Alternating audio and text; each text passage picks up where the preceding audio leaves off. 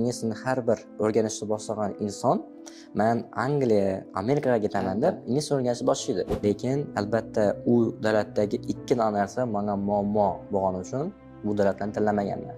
Fakat Koreya taklif etadigan bir dana narsani aytib berasiz. Boshqa davlatlarda yo'q, lekin faqat Koreyada bor. O'zbekiston 3-o'rinda turadi. Koreyadagi eng ko'p chet elliklar orasida Xitoy, Vyetnam, O'zbek, keyin fransuz. O'zbek 3-o'rinda.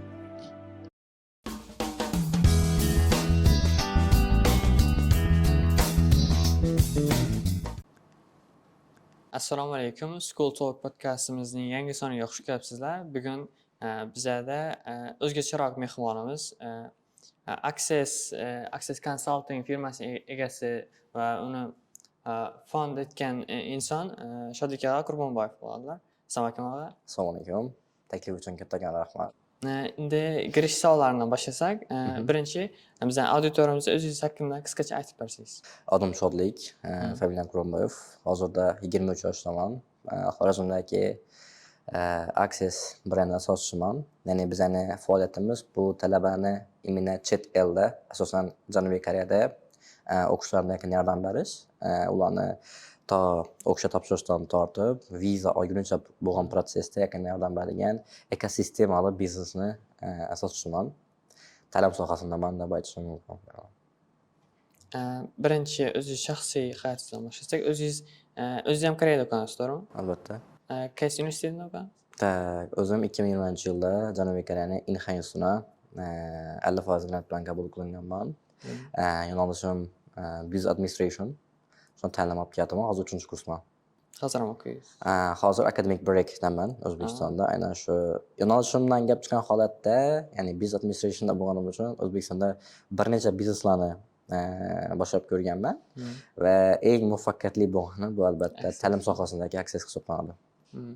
O'zi Koreyada o'qish avvaldan rejangizda bormadi yo birdan o'zgarib qoldingiz? Tak, xo'p, zo'r savol ekan. Tak, Koreyada o'qish menda, ya'ni yoshligimdan ham orzu bo'lmagan. Faqat qachon bu proses amalga oshgan? Shu 9-sinfni bitirish arafasida bir Koreyada o'qib yurgan insonni blogini ko'rib qolganman va u imенно Inhada o'qiradi. Va shu vaqtda menimcha siz ham yaxshi bilasiz, inglizini har bir o'rganishni boshlagan inson men Angliya, Amerikaga ketaman deb ingliz o'rganishni boshlaydi. Va bu albatta yaxshi motiv. Va lekin realga qaraydigan bo'lsak, talaba o'sha IELTS olgandan keyin, deylik, men IELTSim o'rtacha hisoblangan 2020-yilda shu IELTSga 6,5 olganman. Da qaysidir Amerikaning institutini yoki Angliyadagi Greenwich institutini ham topshirib edim. Lekin albatta u davlatdagi ikkita narsa menga muammo bo'lgani uchun bu davlatlarni tanlamaganman. Birinchisi bu Amerikadagi albatta scholarship, 90% scholarship bersa ham shu 10% kontrakt ham tushib ham juda katta summa hisoblanadi. Va albatta o'qishga kirish bu bir yaxshi achievement bo'lsa, eng kuchli sabab viza olishdan. Ya'ni Amerikada bilasiz, viza juda murakkab. Nechun Angliya emas? Chunki Greenwichning kontrakti juda qimmat edi va haqiqatan ham men uni to'lashim uchun ham o'qish mobaynida mabodo kontrakt bo'lib qolsam, ham ishlab ham o'qish Angliyada qiyin ekanligini eshitganman. Shuning uchun Angliyadan ham chiqib ketgan. Keyin 9-sinfda yangi aytganim bitirish arafamizda shu Koreyadagi blog yuritadigan insonni, Inhada o'qiydigan insonni kuzatib borar-edim. Har vaqtda bir chat qilar edik va ulardagi imina Koreyadagi kontrakt tuition fee'lar nisbatan O'zbekistondan nisbatan deyarli yaqin. Undan tashqari scholarship policy deymiz, ya'ni grant berish ehtimoli ham juda yuqori bo'lgani uchun menga qarayotgan va o'zi Koreya programmadan keyin bilganman, xato aytmaganimni, chunki bir necha sabablari bor. Birinchisi bu albatta ta'lim tizimi yaxshi. Ya'ni talaba o'qimoqchi bo'lsa, Koreya hukumati ham, universitet ham yaxshi grant dasturlari bor. Misol uchun GKS granti yoki o'qish davomidagi, misol uchun siz grant oldingiz, bir semestr siz Barnasdan keyin birinchi semestr final examni yaxshi o'tsangiz, ya'ni GPA'ngiz 3.8 dan yoki 4 dan bilan qo'shilib qarab turib, siz turli xil grantlarni taklif etadi. Ishoja grant olishingiz mumkin. Undan tashqari bezopasnost tomonlama Koreya yuqori. Misol uchun bizda qiz bola topshiruvchilar juda ko'p, juda ko'p. Va ota-onalar ham menimcha Koreyani topshirishimga qarshi bo'lmaydi. Sababi security tomonlama juda yaxshi rivojlangan hisoblanadi. Shu aytdingiz Koreya qiziqishingiz shu bir blog bir insonni blogini kelib chiqqanda, lekin shu Koreya deganda masalan Xitoy, Yaponiya, boshqa Osiyo davlatlari ham men o'ylayapmiz-ku. Shu ular aytmaysiz masalan Yaponiya ham yaxshi zo'r davlat-ku. Tak, Yaponiya yaxshi, haqiqatan zo'r davlat, Xitoy ham yaxshi. No, bir necha nyuans qismlari bor. Misol uchun Xitoyni ko'rib chiqqanman. Xitoyni ko'rgan vaqtim o'rtacha oylik aynan shu men topshirgan vaqtda $300 edi. Ya'ni O'zbekistonda ham deyildi shunga. O'qituvchilar shunday oylik topshirishlari mumkin edi. Va undan tashqari bilmadim, men Xitoy nechdir Covid paytidan borami yoki undan oldin ham menga nechdir bir неприятный deymiz endi yoqmaydigan darajada. Shuning uchun Xitoyni menga umuman variantlar orasidan chiqarib tashlamayman. Yaponiyaga kelsak, Yaponiya zo'r, haqiqatan ham ta'lim tizimi ham juda ham kuchli, lekin Koreya, Yaponiyaga men topolmaganman. Scholarshipda hammasiga networking topolmaganman va ko'p pozitiv ham eshitmaganman. Koreya shu vaqtda chet el talabalarni qabul qilish bo'yicha yaxshi grantlar bergani uchun men shu uchun tanlaganman Koreyani. Shu vizalaringizni ham dokumentlaringizni hammasi o'zingiz yetgansiz, to'g'rimi? Yo'q. Men ustozim bor. Ustozim aynan shu o'sha qabul qilinishdan tutib viza protsessigacha o'zlari yordam berib turganlar. Shundan keyin shogird tushib, men ham shu sohada ekanman. Koreyaga ketishdan oldin oilangiz bilan maslahatlashasizku? Shunga biroz aytmanda. Ular nechta fikrda qarshi bo'lmadi. Masalan, ular madaniyatda bo'ladi, ham o'zbeklarda shunday bir fikr bor-da, yegan ovqatlarini nisbatan. Bizning dinimizda o'rganmaydi deb shunday.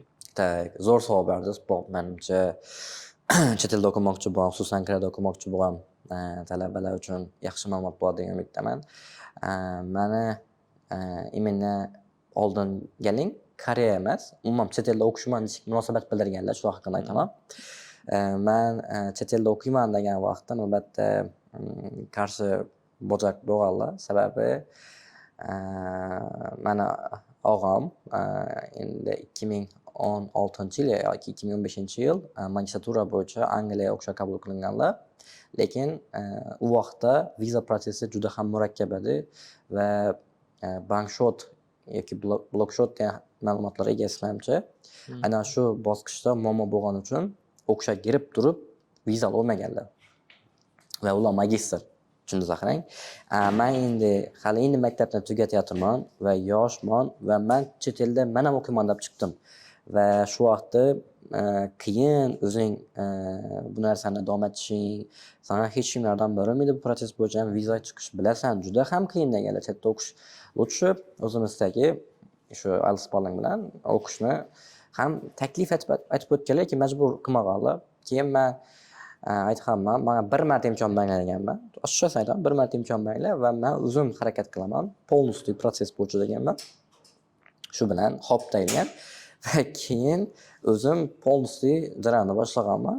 Aynan birinchi marta Toshkentga borishim ham aynan o'qishim tufayli bo'lib qolgan. Ya'ni shu dokument topshirishimdagi jarayonlar uchun Toshkentga 2-3 marta borishim to'g'ri kelgan. Bir o'zim borib, birinchi marta borib, o'zim hamma dokumentlarni taxlashda va shu ustozim bilan birgalikda jarayonni boshlab berganmiz.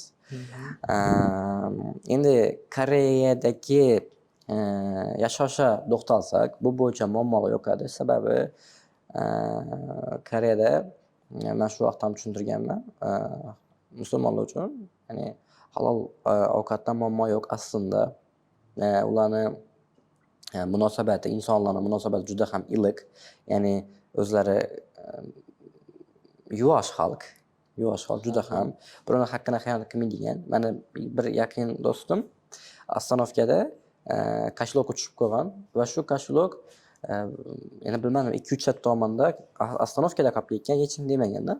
Ya'ni bu bilan aytmoqchiman, insonlar aslida ko'pchiligi musulmon bo'lsa ham, lekin qiladigan ishlari bizlarga xos. Shuning uchun na ovqatlanish, na ularni narsida muammo bo'lmagan. Endi hamma joyda ham o'zine yarasha bo'lib turadi, lekin ular juda kam foiz tashkil qiladi. Ya'ni negativ tomonlar kam demoqchiman bu gapni.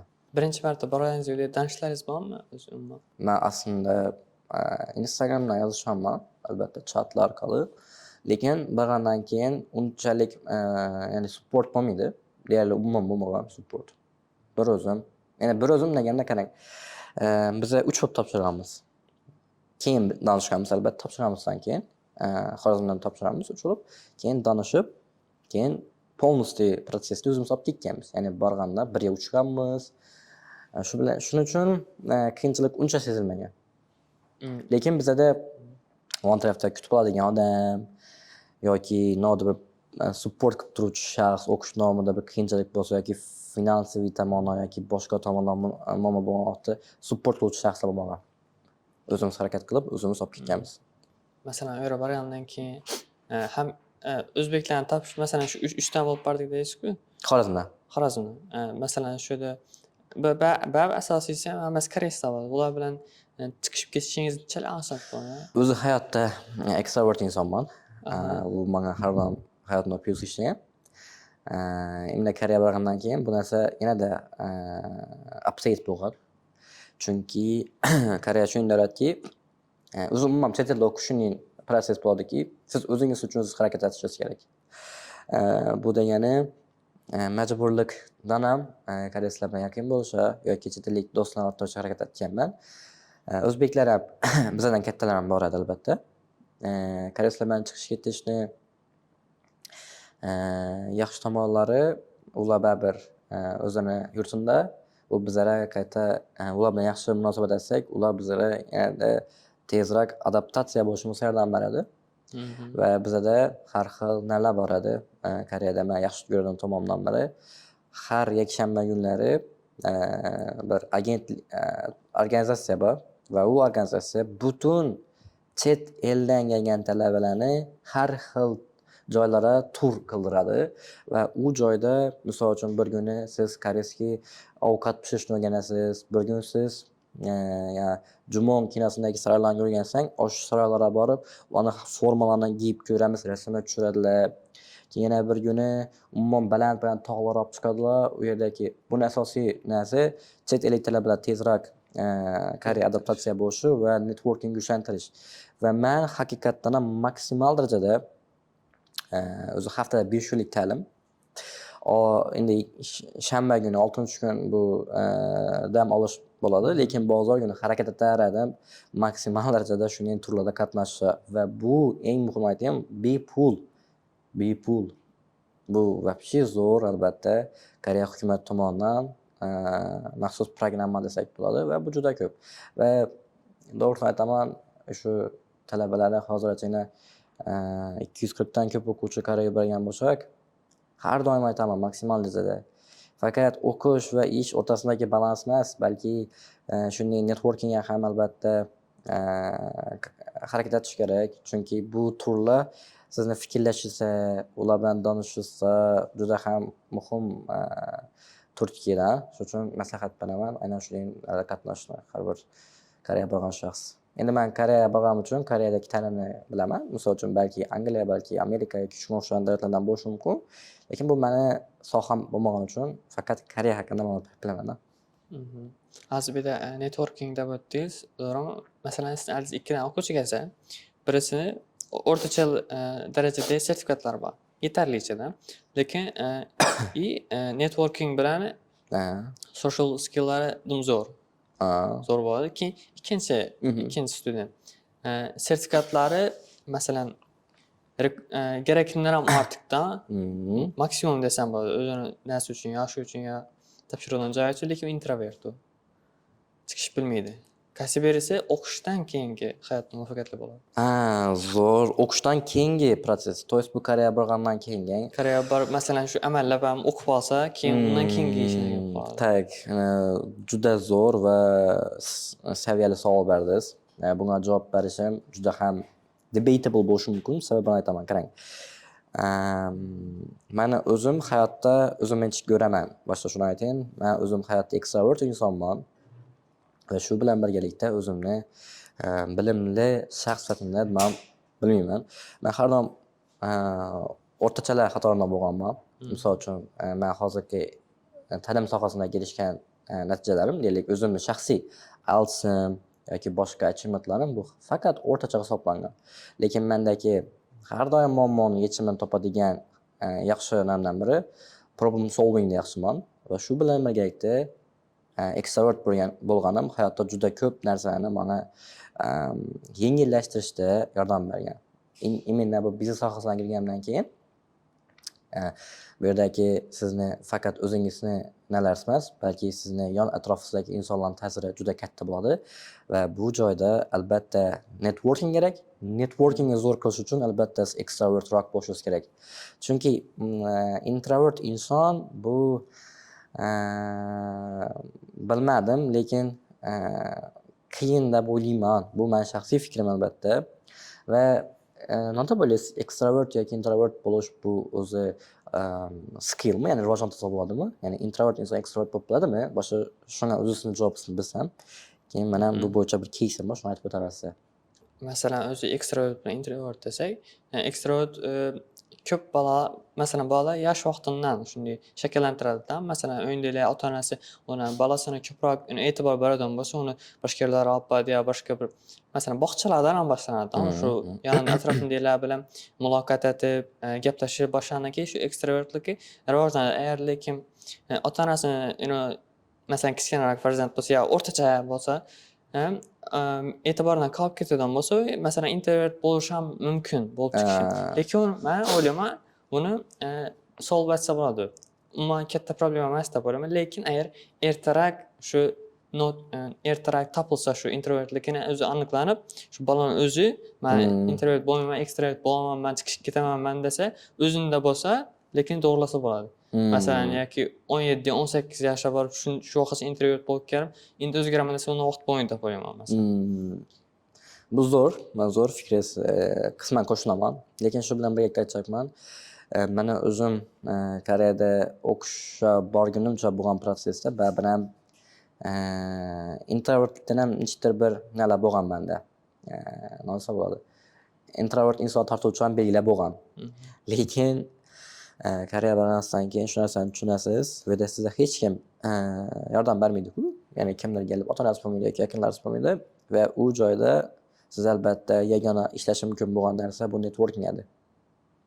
Ya'ni tezroq o'zbek diasporasi bilan tanishib va ish topishda va keyingi semestrlardagi yangiliklarni oldindan bilish uchun siz albatta ular bilan networking qurishingiz kerak.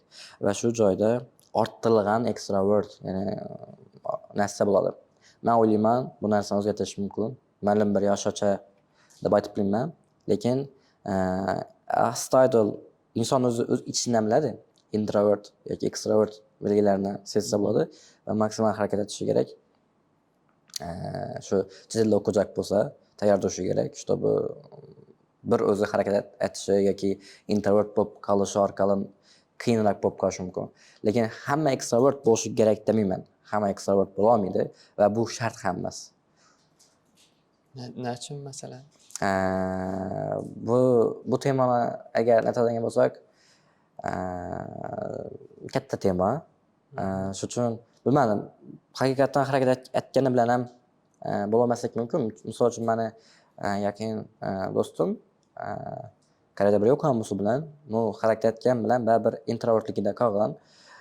Lekin u hozirgi pozitsiyasi ham ancha zo'r. Ya'ni muvaffaqiyatni erishishda yagona faktor bu introvert yoki ekstrovert bo'lish deb bilmayman.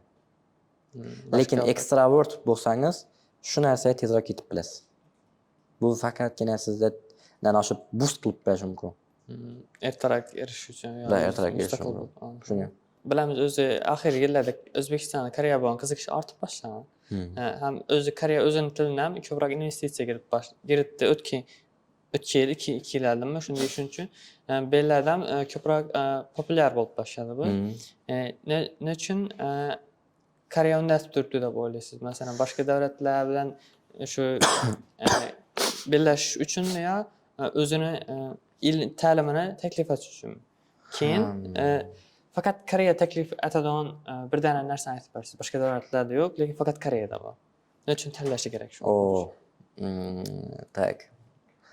Birinchi savolga javob berib o'tsam, Koreya statistikada olishi mumkin, lekin dunyodagi eng ko'p chet elliklar o'qishi bo'yicha top 10 talaga kirish arafasida va shuning uchun chet ellik talabalardan ko'p grantlar berib boshlanadi va bu yerda mening yondashuv qilinadi albatta davlatlar orasida. Oxirgi vaqtlarda o'zbeklarda Koreya borish haqiqatan populyar bo'lib qoldi. Misol uchun talabalar shunday opportunity berib turibdilar. O'qish top 100 kerak bo'lsa, albatta mavjud top 100 taga kirgan 3 ta universitet bor Koreyada. Agar o'qish kerak bo'lsa, agar finansiy tomondan ishlamoqchi bo'lsa, u ham sharoit yetib beribdi.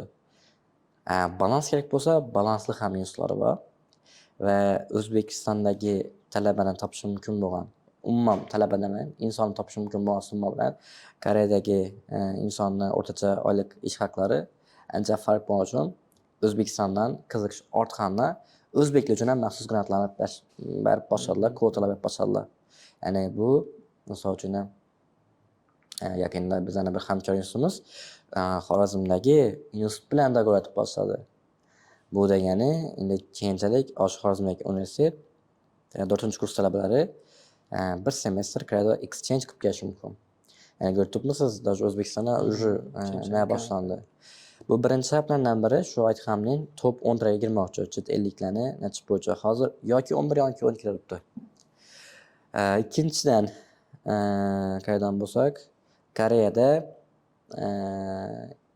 aholini tug'ilishi kamayib ketgan, aholi soni kamayib bormoqda va bu o'z-o'zidan iqtisodni ushlab qolish kerak yoki boshqa har nimani o'z saqlagan holatda saqlab qolish kerak albatta. Bu uchun chet eldan ishchilarni, ta'lim sohasidagilarni qabul qilishni ko'paytirib turibdi va bilamizki, O'zbekiston uzun Markaziy Osiyodan ko'p inson hozir Koreyada ta'lim olishga qiziqadi va haqiqatan shura jalb qilinadi. O'zbekiston 3-o'rinda turadi. Koreyadagi eng ko'p chet elliklar orasida Xitoy, Vyetnam, O'zbek, keyin fransuz. O'zbek 3-o'rinda. Hozir aytdingiz, Koreya bilan O'zbekiston universitetlari ham o'zi ko'proq kvotalar berib boshladi deysiz-ku. Endi hozir bu yerda masalan 100% scholarship o'tacakmiz deb o'yladi. U nechalik haqiqatga yaqin bo'ladi? Masalan, o'rtacha average levelda o'quvchilarni olib biladimi yo ularga nima kerak masalan? Tak, mana eng aytib o'tishim xohlaydigan, aytib o'tishni lozim deb topadigan mavzu haqida savol berdingiz hozir. Access, bizning brendimiz ko'pchilik 100% grantni ko'rgani uchun bizlarga ko'p requestlar tushadi. Mana 100% grant bilanmi, 100% grant bilanmi? Shu joyida bir nuans qismi bor, qarang. 100% grant ta asosiy fokus ketmasin. Uni orqasidagi turgan jarayonlarga o'ylash kerak. Ya'ni deylik, IELTS 7.5, SAT 1400 bilan bizning bir talabamiz Yonsiga qabul qilinganlar 0% grant bilan. Extracurricular activity'lar ham zo'radi. Intervyular ham yaxshi o'tganlar. Lekin Yonsiga 2024-yilda qabul qilingan 12 dan talaba qabul qilingan butun O'zbekiston bo'yicha. Buni ko'rgan qaysidir bir shu ma'lumotni ko'rgan talaba o'ylaydi, Access grant olishda yetmasligi mumkin deb. Lekin shuning talaba bor, IELTS 5.5, lekin 100% grant. Va talabalar bu yerda ikkilanib qolishi mumkin-da. Qarang. Yonsei bu dunyo bo'yicha 69-o'rinda turadi. Va Koreyada men o'zim bir necha marta Yonseyda bo'lganman. U yerdagi o'qiydigan insonlar men universitet tomonidan o'zim ko'rganman. Sizni yonizdagi o'tirgan kursdoshingiz qaysidir bir vazirni farzandi yoki qaysidir bir chet eldan kattaroq lavozimdagi shaxsning farzandi yoki shuni qarindoshi bilan o'tirasizlar. va u yerdagi muhit juda ham boshqacha va shuning uchun insonlar xohlaydi u institutga kirishni va bu Yonsei Koreyani Garvardi hisoblanadi, shunday ataladi odatda. Lekin bu degani Koreya grant bermaydi degan narsa emas. Misol uchun IELTS 5,5 bilan kelib, nufuzini, o'zini darajasini mos institutga 100% grant olish mumkin. Misol uchun biza 1 yillik statistikani yaqinda taqdim etdik. 26 o'quvchimiz 100% grant bilan qabul qilingan. 11 o'quvchimiz 70% grant bilan qabul qilingan. Umumiy qilib aytsak 95% o'quvchimiz umumiy topshirgan. 90 o'quvchi topshirgan, 92 o'quvchi topshirganmiz. 92 o'quvchidan 95% grant bilan qabul qilingan. Qolgan 5% bez grant. Eng minimal grantimiz 30% bizada. Asosiy aytmoqchimanki, bizadagi bu IELTS 5,5 100% grant degan narsani chuqurroq yondashish kerak. Misol uchun IELTS 5,5 Yonsei ham grant olamanmi 100% grant? Yo'q. Yonseiga afsuski menda o'xshamagan fail bo'lgan talabalar ham bor. IELTS 7 undan dafalari bilan ham. Chunki haqiqatan murakkab o'sha qabul qilinish, grant olish, bu grant olishni o'zini orqasida juda ham katta mehnat etadi. Ham talaba, ham agentlik, ya'ni konsalting orasida. Misol uchun talaba birinchi zo'r etib extracurricular activitylarni tanlashi kerak. Bundan keyin study plan deymiz, ya'ni personal statementlarni choralab yozish kerak va uni universiteti va professori mos qilib yozish kerak. O'zidan gap chiqib emas, misol uchun o'zini maqtab emas albatta. To'g'ri maqtash kerak, lekin uni ham albatta ma'lum bir kriteriyalar bor. Aytish mumkin, aytish mumkin emas bo'lgan narsalar bor, yozish. Va undan keyingi etapda universitetni professorlar bilan intervyu bo'ladi. Va bu intervyu talabani o'qishga qabul qilishidagi eng muhim kriteriya. Talaba intervyudan yaxshi o'tishini qarab turib o'qishga qabul qilinishi va grantini olishi mumkin. Agar intervyuga o'tib turib o'zini qabul qilinish darajasida yaxshi gapira olmasa, asosiy qabul qilina olmaydi. Va sizga bir muhim ma'lumot aytaman. Deyarli hech bir talaba intervyuga tayyorgarliksiz, ya'ni bizning tayyorgarliksizmiz, talaba qabul qilinish juda ham murakkab. Chunki bu joyda albatta tricky savollar bor. Va talaba u yerda eshitgani kabi javob beradigan bo'lsa, albatta o'zi o'ylaydi yaxshi javob berib turibman deb, lekin to'g'ri yondashuv qilinmagan bo'ladi.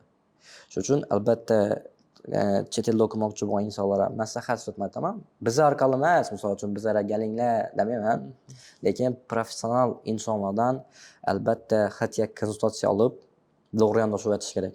Chunki qarang, siz hozir misol uchun yaqinda universitet topshirasizang, sizni bu hayotingizdagi eng muhim burilish nuqtasidan biridan.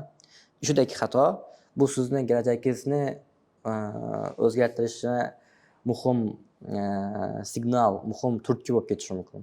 Shuning uchun bu joyda albatta yaxshi yondashish kerak. Birinchi shu ilha topshirib o'zingiz kirasiz, to'g'rimi? Endi ustozim, yana aytganim ustozim bo'lib o'tganlar. Ustoz bilan. Da ustozim. Access qachon ochgansiz? Tak, Access 2024-yil dekabr oyida litsenziyani olib boshlaganmiz. 1 yil endi 2 oy bo'ladi. Endi personal improvement haqida gaplashsak, hozir shu o'qishdan tashqari o'zi uchun desak, muvaffaqiyat erishish yaxshi bog'liq emas. Shu fikranchik munosabat bildirasiz. O'zi bir gapdan sizni o'zingiz shaxsiy kanalingiz bor ekan. Shuni biroz shu research etib qarab topdim. Yozib qo'ygansiz. Rahmat. Agar shu darajada yondashgan bo'lsangiz, men juda ham bu narsani qo'llab-quvvatlayman albatta.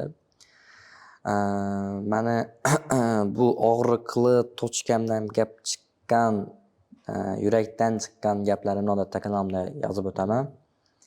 Haqiqatdan ham muvaffaqiyat deymizmi, men o'zimni muvaffaqiyatli insonlardan hali unchalik his qilmayman, chunki bu komfort olib kelishi mumkin.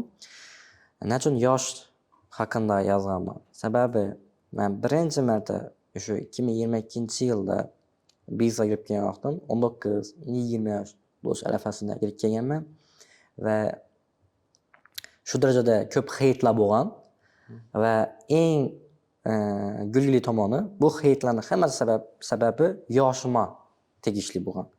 Shu konsalting ochganmiz, talabalarni Koreyaga yuborish bo'yicha proseslar boshlangan va juda ko'p o'quvchilar bilan ishlab turibmiz, lekin ular ota-onasi keladidan o'zing yosh ekansan, initiativ hali yuborishing Siz mumkin. bilmaysan sen. Da, o'zingcha hali prosesni bilmaysan.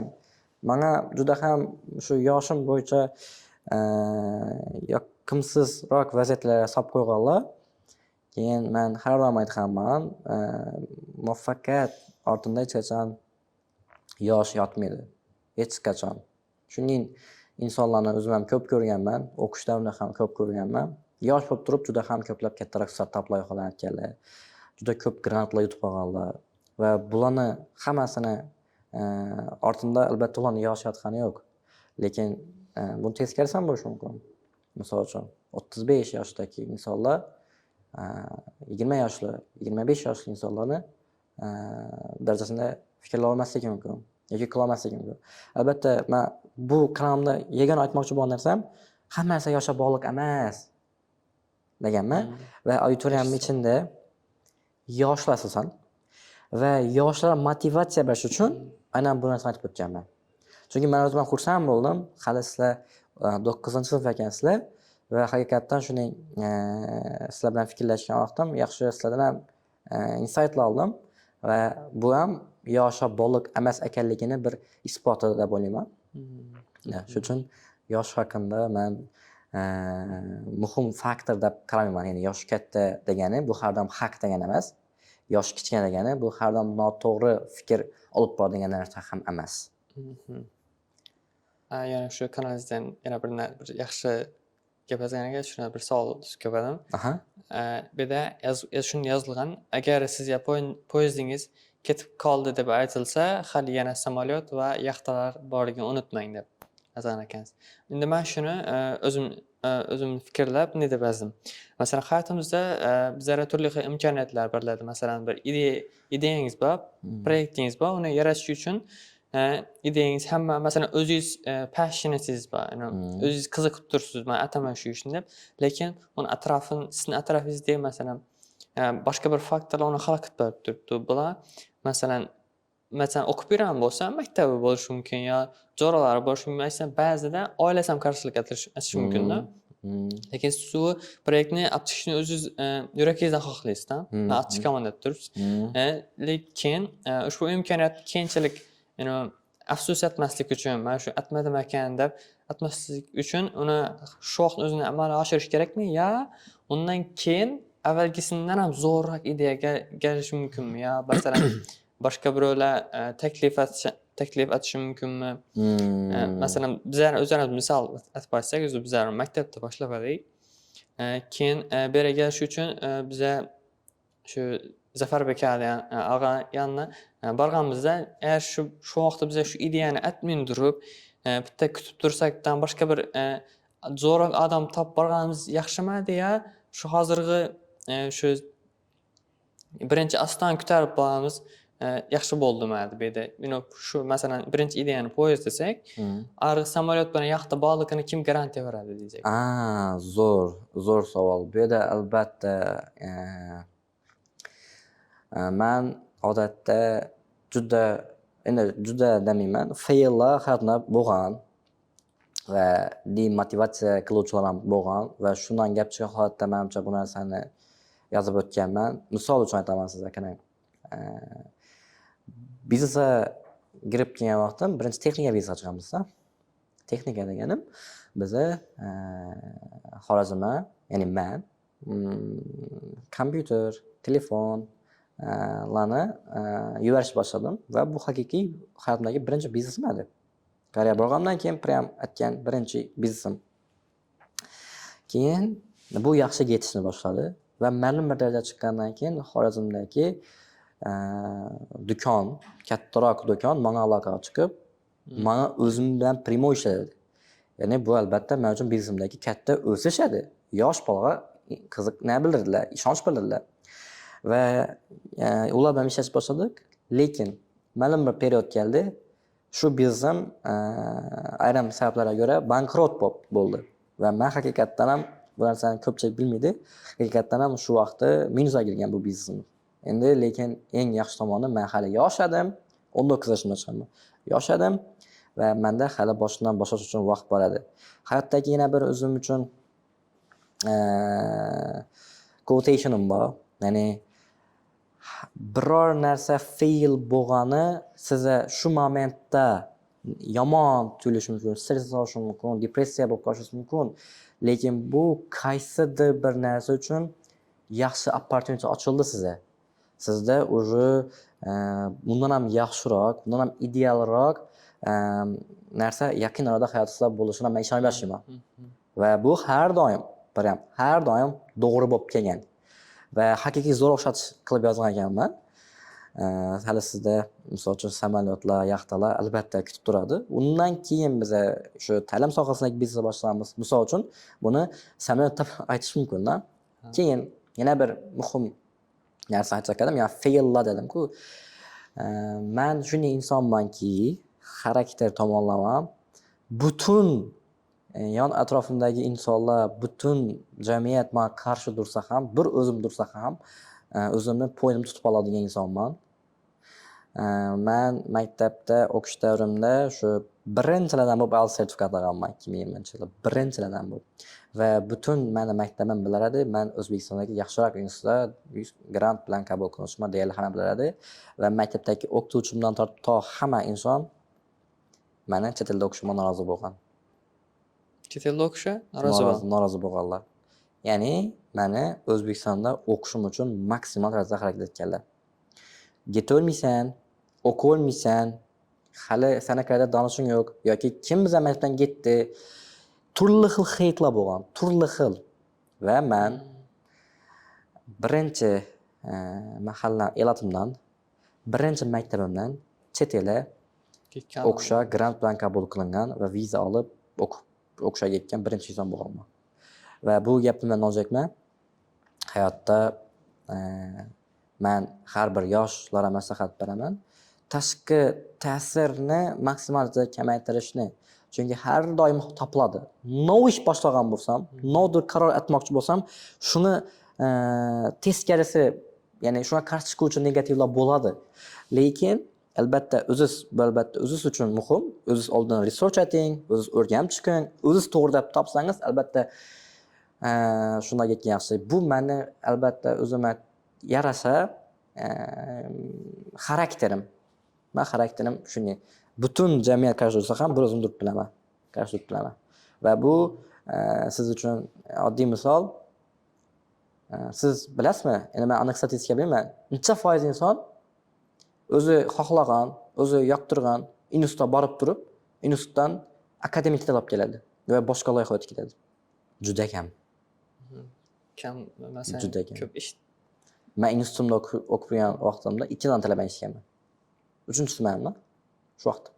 Shu ikkisini men ham ilhomlanganman-da.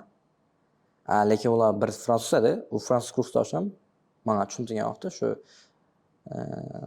O'zbek universitetda 4 yil o'qib, diplom bilan agar u topovoy universitet bo'lsa ham, kelajakim o'zgaradi degan garantiya yo'q. Diplom emas, o'zingiz. Diplom emas albatta. Diplom bu faqat sizga sertifikat, ya'ni dokument deylik. Lekin uni o'zi yetarli emas.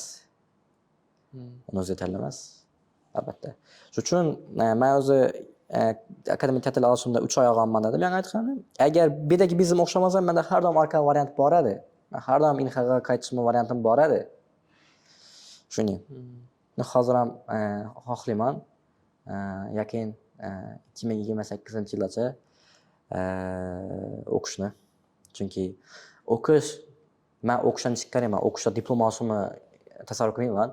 O'qishni juda ko'p yaxshi tomonlari bor. Agar top institut bo'lsa, u yerdagi bir narsa networking o'zi yetadi. Networking bu juda muhim instrument. Agar undan to'g'ri foydalansangiz. Hozir shuncha gaplarni o'zingizdan, masalan, o'zingizda bilib, shu haterlarim qarshi chiqib kelgan ekansiz. Shu xarakter o'zingizdan avval bo'lganmi, shakllantiryapmisiz? Bu bilmadim, lekin bu genetik tomondan qaraydigan bo'lsam, menimcha qonimda ham bo'lsa kerak deb o'ylayman, lekin albatta buni ustida o'zim ham ishlaganman.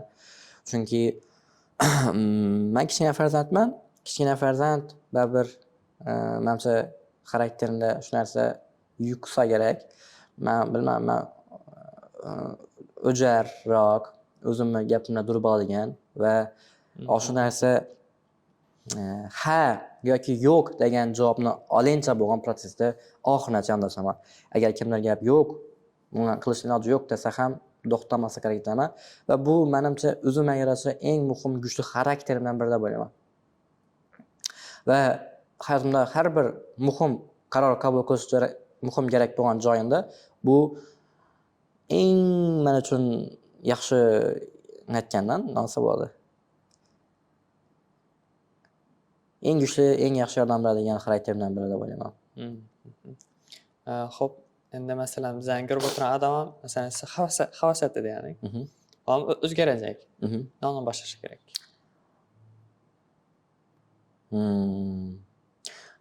O'ylantirib turgan savol berdi. Haqiqatan ham men bu narsa ustida doim ishlamayman. Ya'ni aytganda bu genetik tomondan ham bo'lishi mumkin. Lekin agar xohlasa, men o'zi self improvement ancha qarayman, to'g'risini aytaman sizga. Odatda sifatli insonlarni podkastini ko'rishga harakat qilaman. Bu o'zbeklar orasida juda ham ko'p. Juda ham ko'p. Misol uchun ittiboslar ko'p eshitaman. Azrahimov men deyarli hamma 90% narsani insight qilaman, ya'ni podkastlaridan ko'rib boraman va shu inson ham sababchi deb o'ylayman. Va Telegramda blog o'qishni yaxshi ko'raman. Yaxshiroq insonlar blog yozadigan bo'lsa, men albatta harakat etaman. Shuni auditoriyasida farqi yo'q, 50 dan bo'lishi mumkin, lekin blogida sifat narsa yozsa, men albatta a'zo bo'lib, maksimal darajada o'qib boshqa etaman. Men uchun shuni kitob o'qishda agardan bo'lsak, men kitobdan ham imенно hozirgacha self improvement bo'yicha atom odatlaridan tashqari boshqa kitob o'qimaganman. Ya'ni self improvement bo'yicha.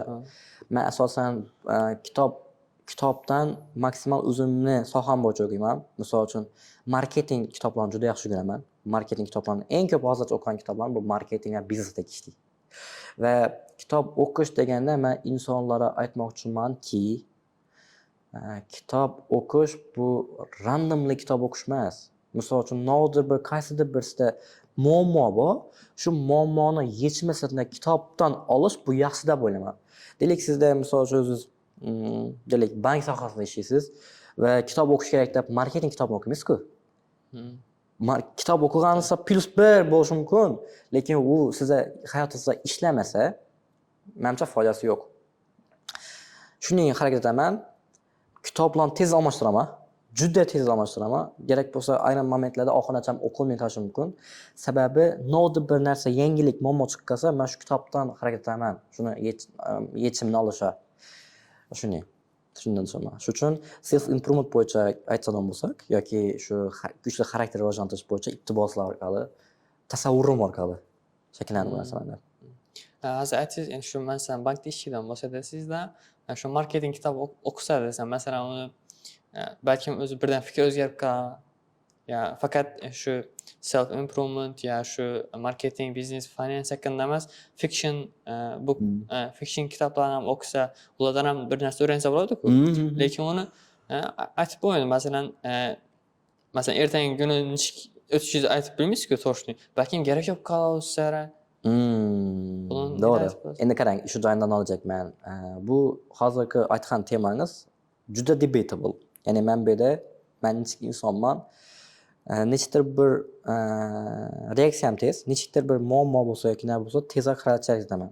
Agar bankir bo'lsin, o'qituvchi bo'lsin yoki umuman boshqa soha bo'lsin, agar vaqti bo'lsa, hayotining qaysi bir bosqichida shu plyus bo'lishini bilsa, ishonsa o'qishi mumkin. Lekin mening insonlar, misol uchun o'zimning soham tashqari kerak bo'lib qolishi mumkin deb to'g'risini aytaman, o'qishga ko'p nima qilmayman. Bilasizmi, 80-20 degan qonun bor. Sizni 20% aytgan harakati sizni 80% natijasini belgilab beradi. Qolgan 80% aytgan harakati esa 20% natijasini qaratib beradi. Men shunday tipdagi insonman. Kerakli qilinish kerak bo'lgan ishlarni aytish xohlayman va u 20% bo'lsa ham, lekin u qisqa vaqtda bo'lsa ham, kichik ishlar bo'lsa ham, lekin 80% natijani qaratsa, bu juda ham muhim. Men o'zimni hozirgi davrda biznes sohasida bo'lganim uchun bu narsalar juda ham muhim deb qarayman-da. Biznesimiz ichida juda ham shu 2025-yildan boshlab ortiqcha narsalarni olib tashlashga harakat etdik. Ya'ni natija bermaydigan harakatlardan. Faqat siz unga harakat etasiz, lekin natija 20% tashkil etadi. 80% harakat etasiz, 20% natija. Yo'q.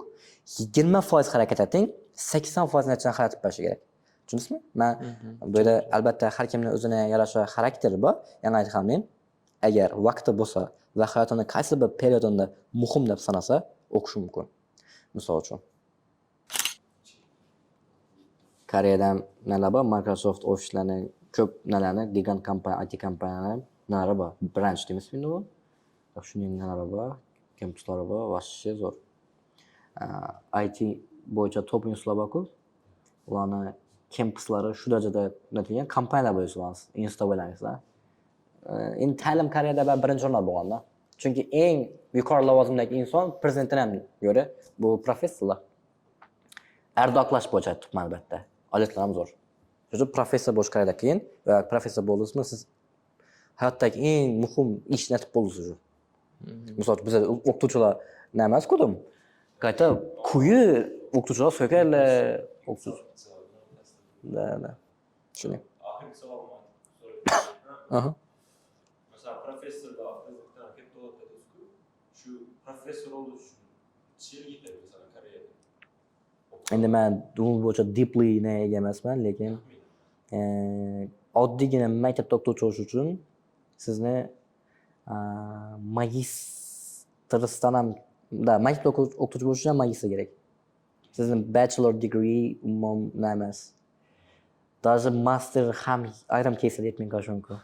Koreyada bu ta'lim bo'lgandan juda yuqori.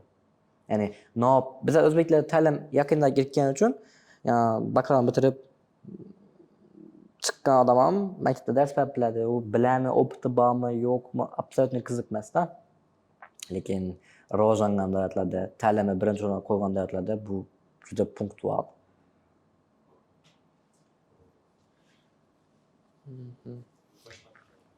Endi chiqish savollari aytsak, shu hozir bizning ko'rib o'tirgan auditoriya, o'quvchilar, yoshlari общий, nodob maslahat berar bo'lasiz. Общий masalan, ta'lim bo'yichami? Tak, men absolutni hammaga chetda o'qish kerak deb aytmayman va bu narsani to'g'ri deb bilaman. Lekin kimlar o'qish kerak deb aytgan bo'lim chet elda, agar haqiqatdan ham bir vaqtning o'zida ham yangi davlatni ko'rishni, misol uchun sayohat etishlari bor, u yerni o'rganish, culturelarni o'rganish qiziq bo'lsa, undan tashqari bizdan nechadir yil oldindagi davlatda yashab ko'rish xohlagan bo'lsa va haqiqiy o'zini major tanlagan bo'lsa, o'sha major fakultet tanlagan bo'lsa, o'sha fakultet bo'yicha misol uchun chet elda, mana Koreyada shu fakultet bo'yicha populyar institutlar bor. Misol uchun shuning institutda ta'lim olsa, bu dim ko'p narsada o'tishni olib keladi. Ya'ni birinchidan misol uchun nechadir yil oldingi darsliklar orqali emas, balki hozirgi, ya'ni hozirgi metodlar orqali dars ilm oladi. Ham yangi davlatni o'rganadi. Misol uchun meni o'quvchilarim juda xursand bo'ldim, yaqinda shu bir nechtasi boshqa davlatlarga borib, o'zi talabalar, ikkinchi kurslar boshqa davlatlarga borib sayohat etib keladi kanikulda. Chunki Koreyada o'qish sentyabrda boshlansa 10-dekabrgacha bo'ladi. 10-dekabrdan 1-martgacha 3 oy kanikul. Keyin 1-martda 2-semestr boshlanadi 10-iyungacha. 10-iyundan yana sentyabrgacha kanikul. Ya'ni bu yurtsang balans saqlab beradi. Talaba ham ishlashi mumkin, ham traveling etishi mumkin, ham O'zbekistonga kelishi mumkin, ham sifatli ta'lim olishi mumkin. Lekin tayyor turish kerak bo'lgan narsalar bor. Albatta yaqinlarsiz, ya'ni sog'inch hissiyotida bo'lishi mumkin. Agar hech qanaqa kimnidir ruxsatsiz yoki kimnidir yordamisiz hali qaror qabul qilish darajasiga yetmagan bo'lsa, balki ichida chiqishni o'ylab ko'rish mumkin edi. Tayyormi o'zi bu narsaga?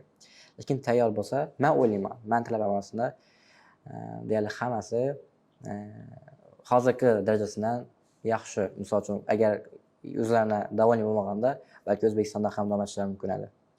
Umumiy qilib aytsam, chetda o'qimoqchi bo'lgan inson qo'rqmasdan topshirishi mumkin, chetda o'qishi mumkin. Lekin albatta harakati qiyinchilikka tayyor turishga harakat etishi kerak. Chunki men Koreyada juda xursand bo'laman. Talaba grant ololmasa, men xafa bo'lmayman. Nechun grant ololmaydi? Oddiygina misol, o'zi o'qimagan. Koreyada siz konspekt yozmasangiz yoki boshqa siz boshqa nelegalniy yo'llar orqali baho ololmaysiz-a? Faqat baho olish uchun yagona vosita o'qishingiz kerak. Yaxshi qatnashishingiz kerak. Attendance darslarda qatnashish muhim bo'lishi kerak-da. Shuning talabalar yaxshi grant beradi. Ya'ni o'qigan talaba grant beriladi. O'qigan talaba keyinchalik bemalol vaqti bo'ladi boshqa narsa qilishga ham. Shuning uchun albatta plus minuslarni sanab ko'rish kerak va keyin tayyor bo'lsa bemalol chet elda o'qishi mumkin. Suhbatimiz ham bir soatdan o'tib ketdi. 2 soatdan buradir ekan. Zo'r suhbat bo'ldi, zo'r gaplarni, mavzularni gaplashdik. Menimcha samimiy deb o'ylayman. Albatta, chunki men podkastda muloqotga chiqqan oxirgi aytganman. Men bu narsaga albatta ochiq qarayman. Sababi hamma podkastga albatta chiqa olmayman. Sifatli auditoriya yetib borishi kerak bo'lsa, ya'ni mana shu yerda kichik bir bergan insightim qaysi bir talaba uchun muhim sanalsa, albatta men tayyorman. Agar shu videongizni 10 nafar inson ko'rsa ham va men bundan roziman va haqiqatan ham meni aksiya seremoniyada aytib o'tdim. O'zim uchun 26-yildan boshlab aytib ko'pman, ta'limda fidoyi bo'lish xohlayman. Ta'limda fidoyi. Ya'ni meni kichik narsalarni hal etish mumkin.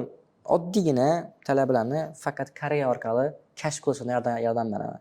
Faqat Koreya bo'yicha nishalashamiz. Lekin chala odam xohlaydi Koreyada ta'lim olishni. Chala odamning hayoti o'zgarishi mumkin. Oddiygina misol, shartnoma qilib, biz orqali o'qishga kirib, viza olgandan keyin men o'zim aeroportgacha boraman-da. Aeroportda aytaman talabamga odatda ko'p keyslarda yoki aloqa chiqib aytaman. Biz sizga ma'lum bir davrda sizga yordam berdik. Va men o'ylayman, siz ertang o'qishni bitirganingizdan keyin, kattaroq joylarda ishga joylashganingizdan keyin yoki o'zingizning bir startup loyihasini aytganingizdan keyin shu muvaffaqiyat muvaffaqiyatga erishgan vaqtingiz shuni bir bo'lakinda men yetishib qolyapman. Bir kichkinagina bo'lakinda. Va bu meni hayotimdagi hozirgi davrdagi missiyam hisoblanadi. Ya'ni har kim odatda missiya bilan yashashi kerak. Mening missiyam xuddi shuning. Men shu narsadan haqiqatan ham xursand bo'laman va shuning uchun ham har doim davom etaman. Chunki kichikgina meni bir kichik qadamlarim ertang davlatimiz darajasidagi rivojlanishga hissa qo'shibmiz. Chunki necha talabam biznes ochish mumkin, necha talabam boshqa misol uchun magistrini, PhD darajasini ham yoqlab kelib, O'zbekistonning rivojlanishiga katta hissa qo'shish shaxs bo'lishi mumkin. Va yana aytsam, men bu yerda men ozgina bo'lsam hissadorman va qaysi momentda men bo'lmasam ham meni farzandlarim albatta ularning xizmatidan foydalanishlari mumkin bo'ladi. Shuning uchun umumiy qilib aytsak, davlatimiz rivojlanishida har doim xohlayman shu meni vazifam chet el orqali talabalarni kashf qilish.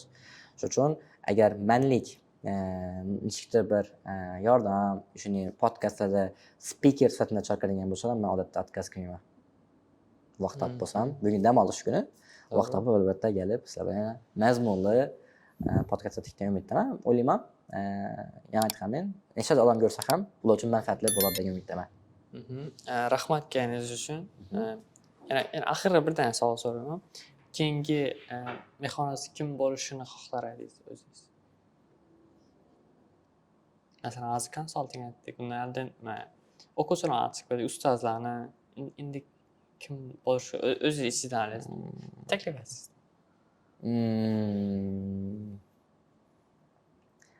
Tak.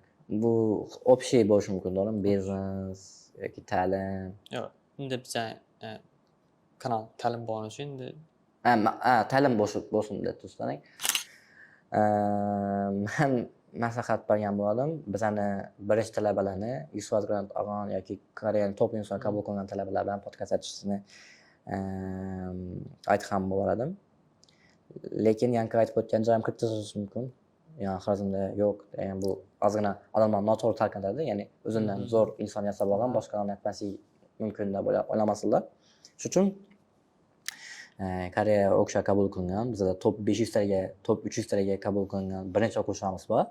Balki keyingi safar sizni agar vizalar yaqin chiqadi, vizalar chiqib Koreyaga ketmasalar, ulgursangiz, sizlar bilan podkast qilsangiz, menimcha o'zlaringiz bilan yoshlar deyarli dang, bu albatta sizlar uchun manfaatli bo'ladi degan umiddaman. Rahmat aka, kelganingiz uchun. Xo'p, sizlarga rahmat.